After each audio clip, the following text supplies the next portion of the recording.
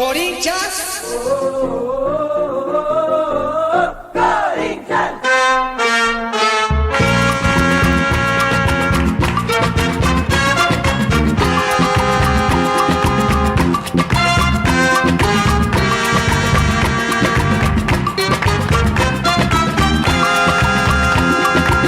Corinthians!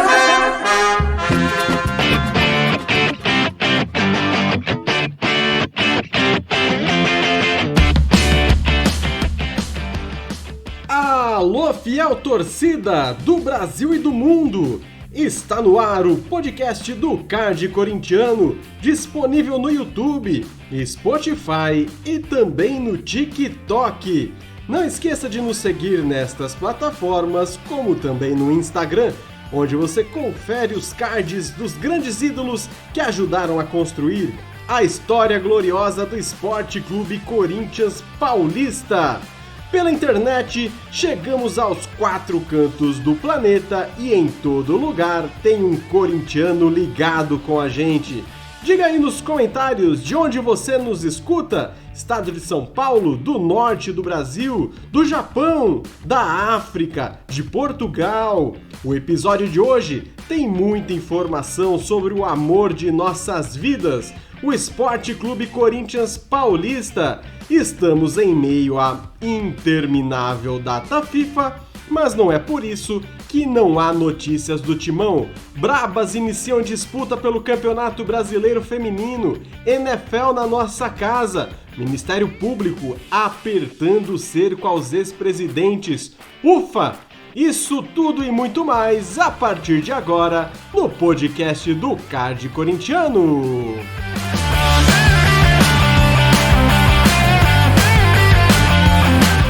O nosso episódio está indo ao ar em 6 de setembro de 2025. E você sabe quem é o aniversariante do dia? Nada mais, nada menos que ele, Emerson Sheik, o artilheiro da final da Copa Libertadores da América de 2012. E para celebrar essa data e inaugurar o quadro O Gol da Semana, não poderia ser diferente. Créditos totais à Rádio Bandeirantes de São Paulo, Emerson Sheik vai para as redes na voz do pai do gol, José Silvério. Vamos matar aquela saudade. Distância para a cobrança de falta. Alex aqui no lado direito do campo. Já foi autorizado. Vai partir para levantar da grande área. Correu, bateu. Jorge Henrique desceu de cabeça na entrada de área. Sobe Esquiave, tira dali. A bola voltou para Emerson. Bateu, é gol! E que golaço! Gol!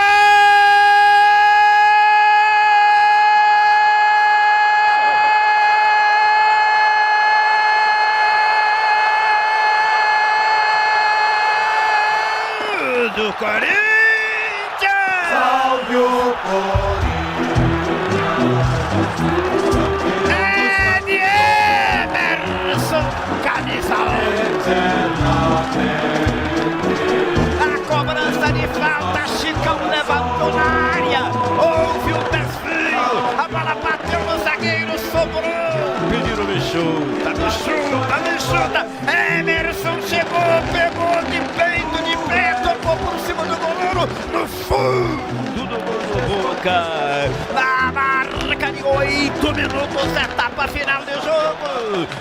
Parabéns a Emerson Sheik, que completa neste 6 de setembro 47 anos. Corinthians 1, Boca 0. Noite histórica na Neoquímica Arena. A Neoquímica Arena viveu uma noite diferente nesta sexta-feira. O estádio do Corinthians foi palco da estreia da temporada da NFL, com o duelo entre Los Angeles Chargers e Kansas City Chiefs. Mas além da bola oval, o que chamou a atenção foi o clima de festa e várias homenagens ao Timão. Logo no aquecimento, 3 jogadores dos Chiefs entraram em campo vestindo camisas do Corinthians.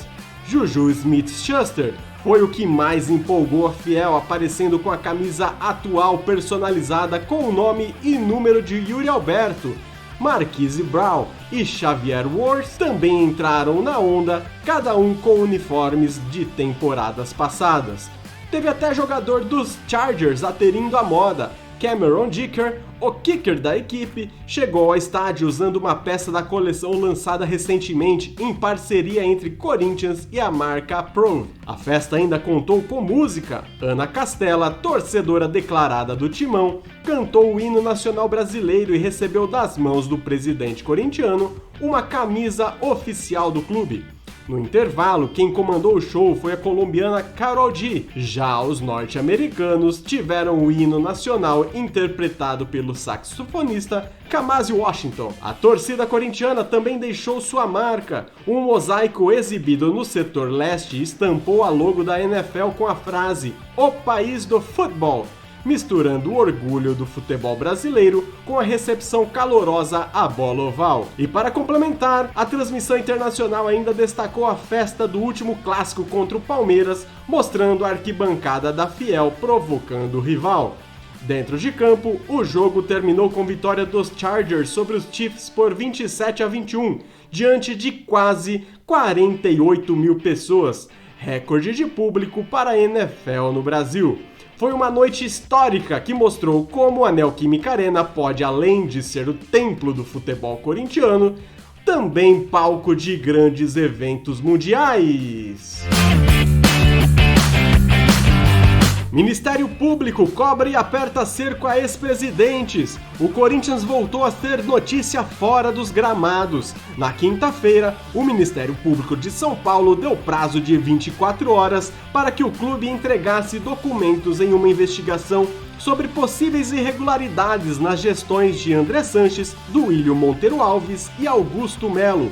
O promotor Cássio Concerino, responsável pelo caso, cobrou a diretoria pela demora em apresentar faturas de cartões de crédito e relatórios de despesas da presidência entre os anos de 2018 e maio de 2025. Segundo ele, são documentos simples de serem localizados, mas que até então não tinham sido enviados. A investigação começou depois de denúncias de uso irregular do cartão corporativo do clube. Só para se ter uma ideia, uma planilha aponta gastos de R$80 mil em apenas 40 dias da gestão do Duílio. Mas o inquérito não para por aí. Também envolve despesas de André Sanches e de Augusto Melo, ampliando ainda mais a apuração. O Ministério Público já ouviu testemunhas entre dirigentes e funcionários e até solicitou o afastamento temporário dos últimos 3 presidentes de todos os colegiados do Corinthians, enquanto o caso não for concluído. O promotor deixou claro: se a diretoria não apresentasse a documentação, poderia haver abertura de inquérito policial por crime de desobediência. E aí veio a resposta. Nesta sexta-feira, a gestão de Osmar Stabile entregou presencialmente todos os documentos solicitados. A ideia inicial era mandar tudo em formato digital, mas no fim, o clube preferiu protocolar fisicamente no Ministério Público. Agora nos resta acompanhar os próximos passos dessa investigação, que pode mexer com nomes pesados da história recente do Timão. Como já diria Boris Casoy, isto é uma vergonha. E falando em política, o Corinthians tem uma data marcada que pode mexer com os rumos do clube. Na próxima segunda-feira, dia 8, às 3 da tarde, no Parque São Jorge, está prevista uma coletiva de imprensa com Romeu Tuma Júnior e Leonardo Pantaleão, presidente e vice do Conselho Deliberativo. O assunto oficial ainda não foi revelado, mas tudo indica que o encontro vai girar em torno da tão falada reforma do Estatuto. Esse debate vem ganhando cada vez mais espaço nos bastidores, principalmente depois das últimas turbulências políticas que abalaram o Timão. O estatuto atual foi escrito em 2008 e já não dialoga com as novas regras do esporte no Brasil. A Lei Geral do Esporte, aprovada em 2023, exige diretrizes mais modernas, como transparência, responsabilidade e prestação de contas, e até prevê que presidentes possam responder pessoalmente em casos de gestão considerada temerária. A pressão por mudança não é de hoje. Desde o ano passado, torcidas organizadas e grupos internos do clube cobram atualizações no regimento. A expectativa é que essa coletiva marque o pontapé inicial de um processo que pode ser decisivo para o futuro administrativo e político do Corinthians. Torcedor corintiano, aguenta aí que já tem campo e bola, mas vamos nos indignar mais um pouquinho? A nova diretoria do Corinthians abriu a caixa preta dos contratos de negociações recentes e já encontrou pontos delicados. Um dos casos é o do zagueiro Murilo, vendido em 2023 para o Nottingham Forest da Inglaterra. Na época, a gestão de Duílio Monteiro Alves anunciou que o Timão detinha 80% dos direitos do jogador e, com a venda, manteria 10% de uma futura venda. Mas a revisão dos papéis mostrou outra realidade. O clube tem direito apenas a 10% do lucro que o Nottingham obtiver em uma próxima negociação, e não dos direitos econômicos em si. Ou seja, a participação é bem menor do que se imaginava. Murilo tem contrato até 2029 e está em alta na Europa, o que pode render algum retorno ao Corinthians caso ele seja negociado novamente, mas em valores mais modestos do que o torcedor esperava. O próprio Duílio Monteiro Alves reconheceu que houve erro na forma como a venda foi comunicada na época, embora garanta que o clube segue protegido juridicamente. Esse episódio ganhou ainda mais repercussão depois de outra revelação. O Corinthians já não possui mais 30% dos direitos do meio-atacante Pedro, formado no clube. Esses percentuais, junto com parte dos de Robert e Renan, foram negociados em 2024 pela então gestão Augusto Melo em um acordo com o Zenit da Rússia para abatimento de dívidas. Diante desses casos, a atual gestão de Osmar Stabile determinou uma varredura completa nos contratos com apoio do departamento jurídico para evitar novas surpresas sobre os ativos do Timão. Agora sim, vamos falar sobre a decisão do Campeonato Brasileiro Feminino? As brabas do Timão começam a disputa pelo 7º título do Campeonato Brasileiro, o 6º seguido, e quem traz todas as informações é a nossa jornalista Anne Belletti. Meu nome é Anne Belletti e estamos aqui para mais um Card Corintiano, o podcast que entra de carrinho nos bastidores do Corinthians. E teremos Campeonato Brasileiro Feminino 2025, a grande final, Cruzeiro e Corinthians, no jogo de ida, e nesse domingo, 7 de setembro, horário 10h30 da manhã, Arena Independência em Belo Horizonte. A transmissão TV Globo e Sport TV. O jogo de volta será domingo, dia 14 de setembro, às 10h30 da manhã, também, só que na Neoquímica Arena em São Paulo. Se houver empate no agregado, pênaltis decidirão o campeonato. Cruzeiro, melhor campanha da primeira fase, 36 pontos, chega pela primeira vez a uma final do Brasileirão Feminino e busca o título inédito. Corinthians, 34 pontos na fase inicial, mas melhor desempenho no mata-mata, 44 pontos totais, contra 43 do Cruzeiro, o que garantiu a decisão em casa. As brabas vão em busca do 7º título e do hexa consecutivo. Corinthians já tem 6 taças, 2018, 2020, 21, 22, 23 e 24.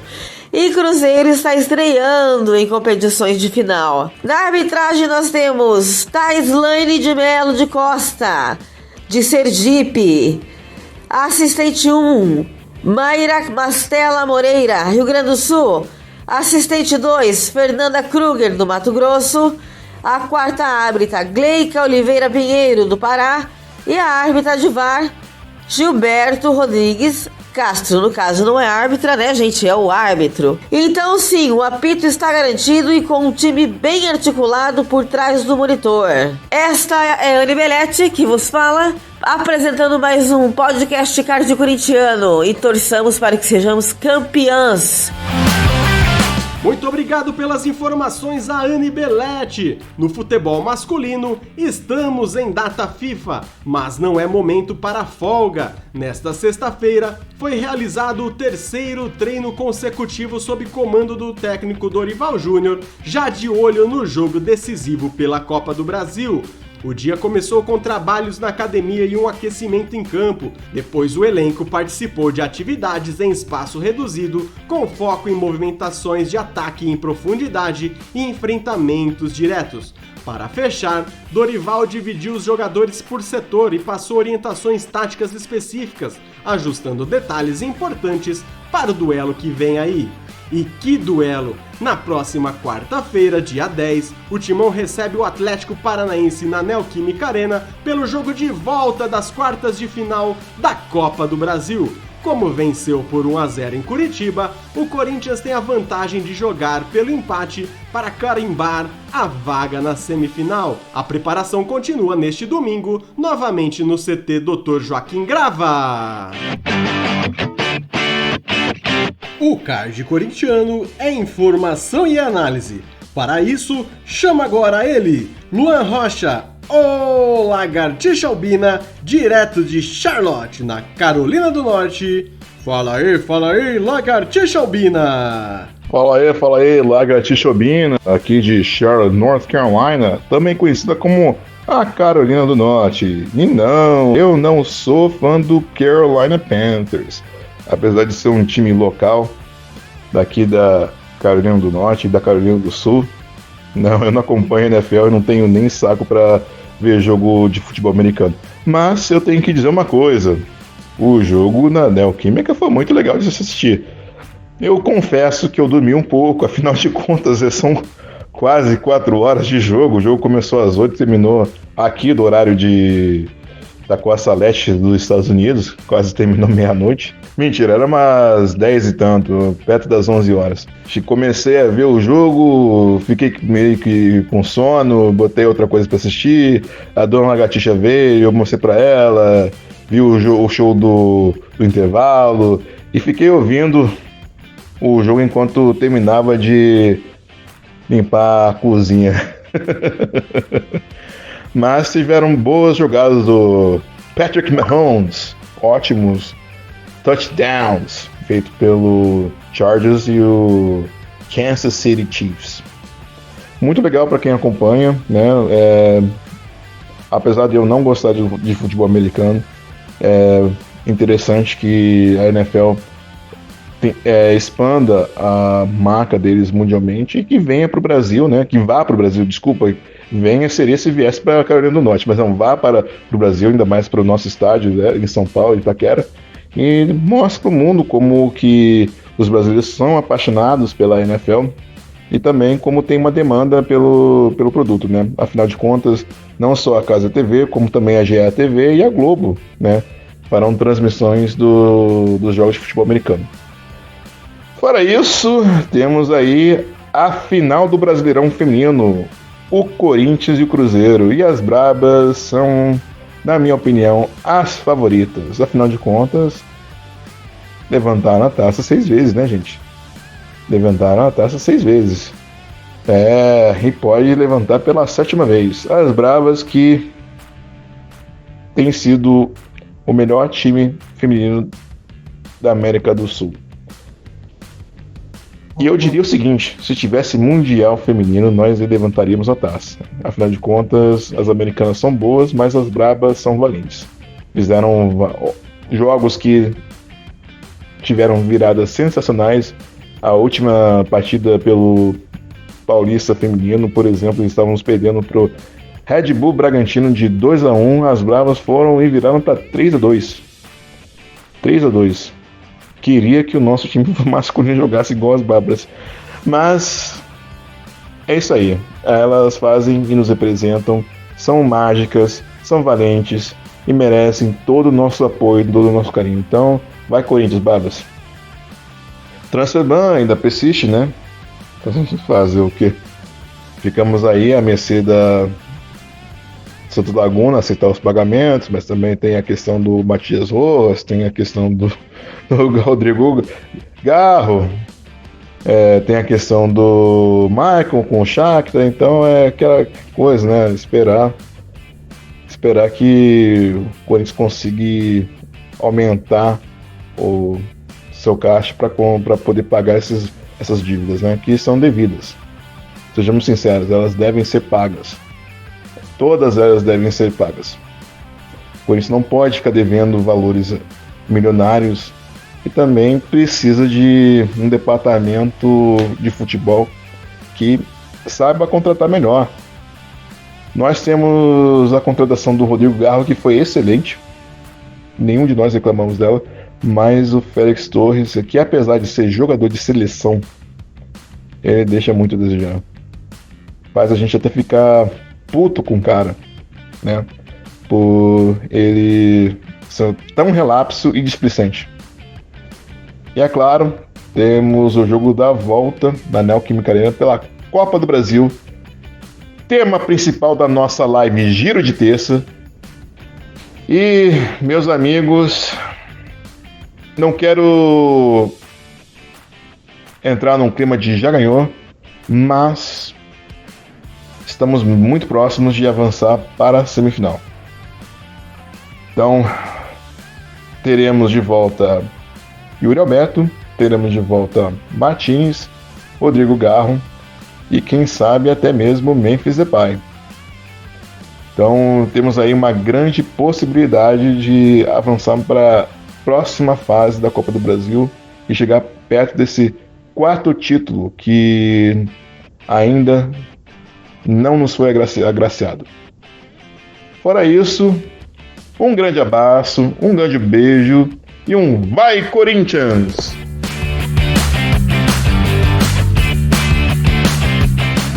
E aí, fiel, curtiu esse episódio? Então não esquece de acompanhar o Card Corintiano em todas as plataformas. Segue a gente no TikTok e no Instagram, dá aquela força no Spotify e se inscreve no nosso canal no YouTube. Por lá você confere as lives Giro do Card Corintiano toda terça-feira às 21 horas e o Boteco do Card Corintiano sempre às sextas-feiras às 22 horas. Aqui é assim, a gente vive e respira Corinthians. Um abraço a todos vocês e vai Corinthians!